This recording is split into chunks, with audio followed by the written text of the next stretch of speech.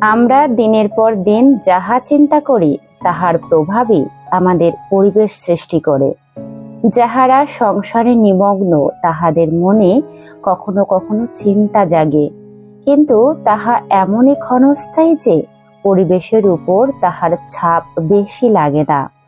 সত্যি সাধু জীবনযাপন করিয়াই আমরা যাহা স্থিতিশীল তাহা রচনা করি। যখন আমরা নিষ্ঠাবান হইয়া ইষ্টের সেবায় নিযুক্ত থাকি, তখনই আধ্যাত্মিকতা আমাদের জীবনে প্রাণবন্ত হয়। আমাদের সমগ্র সত্তাকে আধ্যাত্মিকভাবে গড়িয়া তুলতে হইবে, তবেই আমাদের জীবন কল্যাণপ্রসূ হইবে।